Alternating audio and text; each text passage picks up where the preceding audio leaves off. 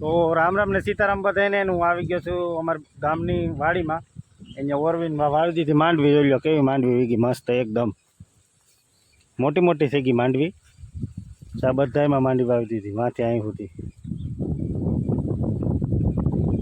ને આપણે શાકભાજી વાવેલું છે જેમ કે મરચાં છે, ભીંડા છે. જો ભીંડા આવવા માંડ્યા થોડા થોડા. આમાં ફૂલ આવી ગયા. ગુવાર છે, ગુવાર ને એવું બધું છે. ને ગલકા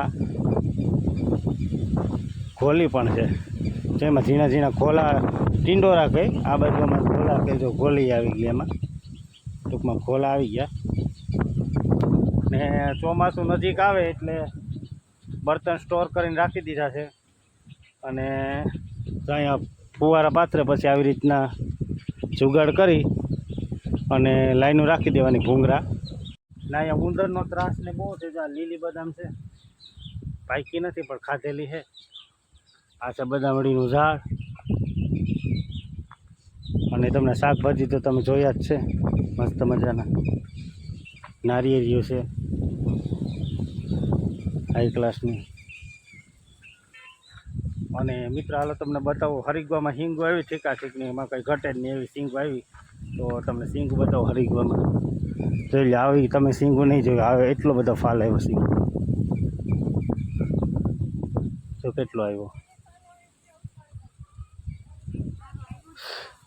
આ મારા ભાભી છે એ લુગડા ધોવે એક. તો આ છે મસ્ત મજાના પપૈયા, એમાં સારો ફાલ આવ્યો. આ ફૂલનું નામ જરીક કહેજો, ખબર હોય તો કોમેન્ટમાં જણાવી દેજો. પછી આને શું કહેવાય, આ શોભાનું ઝાડવું છે, જરીક એ જણાવી દેજો કોમેન્ટમાં. અને પપૈયામાં જો હજી ઉપર ફાલ આવતો આવે, નીચે આવી ગયો ફાલ. ને આ છે બરધું, જેમ કે ધોરા ઈંડા જેવા કંઈ ઘટે નહીં એવા બરધું. ને જો એક અહીંયા કૂતરો છે, એનું બાંધીને રાખવો પડે, નકર તો પતાવી દે એવો છે. તો કેવો લાગે કૂતરો તમને?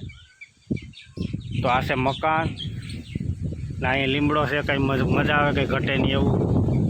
તો તમને મારા વિડીયો ગમતા હોય તો લાઈક કરી દેજો, શેર કરી દેજો.